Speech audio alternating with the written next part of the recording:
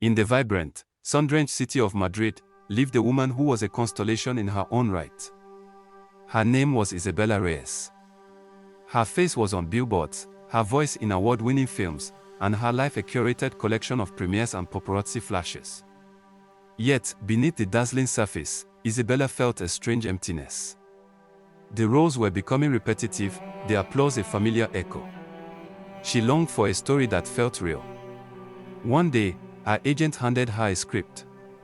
"It's a small indie film," he said, "a cross-cultural love story set between Spain and Nigeria.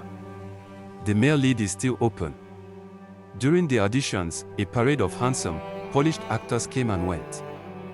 Then, a young man walked in. His name was Chijioke. He wasn't like the others. He carried no portfolio, only a worn-out backpack and a quiet intensity that filled the room. His Spanish was halting, flavored with a melodic Nigerian accent, but his eyes held entire stories. The scene was a passionate argument. Isabella, the seasoned pro, delivered her lines with technical perfection. But Chijioke, he didn't act. He became. His raw emotion, the tremor in his voice, the way his pride clashed with his heartache, it was so authentic that Isabella forgot her lines. She was simply captivated. After the audition, she found him waiting for her outside. "Señora Reyes," he said, bowing slightly. "Your performance, it was like watching the moon dance with the ocean." Isabella laughed, a genuine sound she hadn't heard from herself in years. "You were the one who brought the tide, Chijioke. Where did you learn to act like that?" "In the village," he said simply. "Life is the best teacher. I sold my father's old fishing boat to come here for this audition." His audacious hope, his immense sacrifice, struck a chord deep within Isabella. They talked for hours over cheap coffee. He spoke of his family in a small village in Nigeria, of his two older brothers who thought his dreams were foolish, of the vibrant colors of the Lagos markets, and the spirit of Ubuntu, the belief in a shared humanity.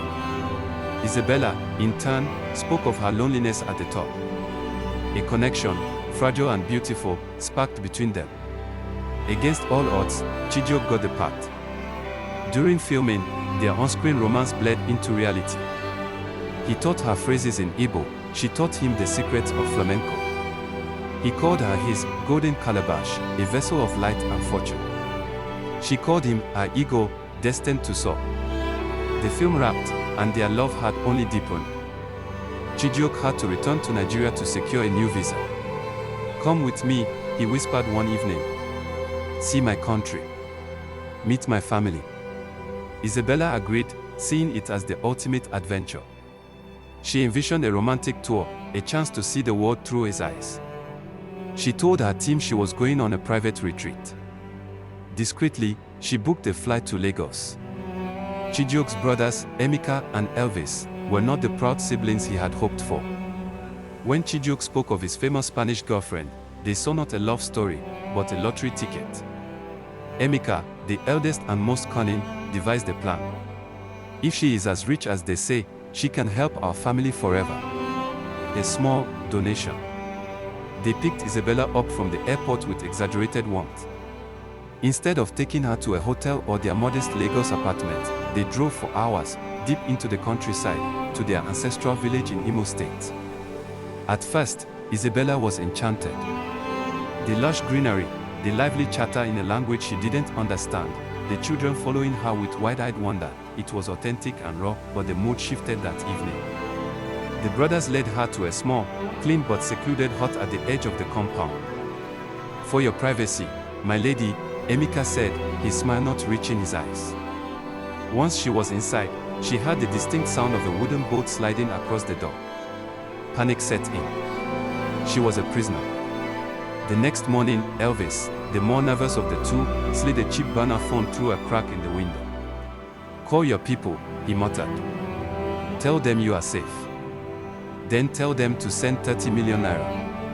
No police, or..." He didn't finish, but the threat hung in the air. Meanwhile, Chijioke had arrived in Lagos, ecstatic to see Isabella. His phone calls to his brothers went unanswered. A cold dread filled his stomach. He knew his brother's greed. He took the next bus to the village, his heart pounding a frantic rhythm. When he arrived, Emeka and Elvis greeted him with a fabricated story. "Your white woman," she changed her mind. She said our village was too poor. She took a taxi back to Lagos and flew home. Chijioke didn't believe them. He saw the guilt in Elvis' twitching eye, the false bravado in Emeka's posture. He knew Isabella's heart, her love was not so fickle. He began his search. He went from neighbor to neighbor, speaking in hushed tones.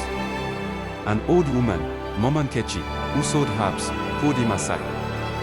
"I saw a woman with hair like spun gold being led to the old hut by the iroko tree," she whispered. "But that was 2 days ago, my son." Chijioke's hope ignited. He tracked the footpaths, asked the children who herded goats. A young boy, fascinated by Isabella's golden hair, said he saw the yellow-haired spirit being taken away in a van early that morning. He described the van, and Chijioke knew it belonged to a notorious local tout who worked for a crime syndicate in a nearby town. His brothers had sold her. Driven by a desperate love, Chijioke pursued them. He used the last of his money, called in every favor, and followed the trail for 3 days, sleeping in motor parks and surviving on determination alone. He finally tracked the van to a dusty, secluded building on the outskirts of Onitsha.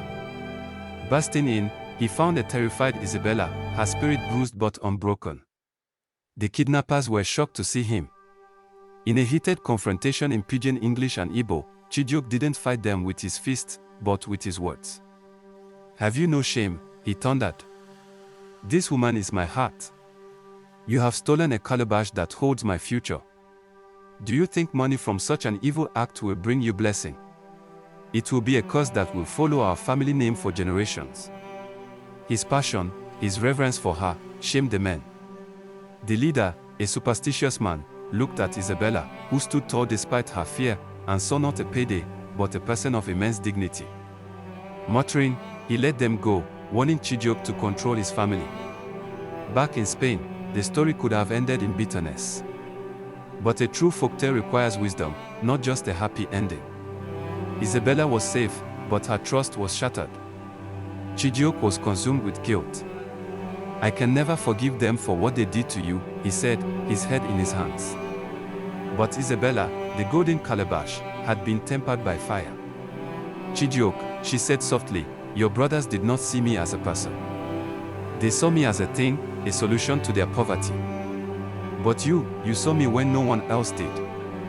You traced the whole of Nigeria for me. That is the story I choose to keep." She made a surprising decision. She invited Emeka and Elvis to Spain, offering to pay for their visas herself. Terrified of European prison but shamed by her generosity, they came. In a small, beautiful ceremony in a Spanish courtyard, under a canopy of orange trees, Isabella and Chijioke were married. Emeka and Elvis stood as reluctant guests, dressed in ill-fitting suits. During the toast, Isabella stood up. She spoke not of the kidnapping, but of Chijioke's stories, of their family's resilience, their dreams. "Emeka, Elvis," she said, looking directly at them. "You wanted 30 million naira from me. I will not give you that. Instead, I am giving you a greater gift. I am investing that money here, in a foundation in your brother's name, to help young actors from your village. It will bear your family name with pride. And I forgive you." Her words disarmed them completely. The weight of her forgiveness was heavier than any ransom. Elvis broke down in tears. Emeka, proud Emeka, could not meet her gaze, but he gave a slow, respectful nod.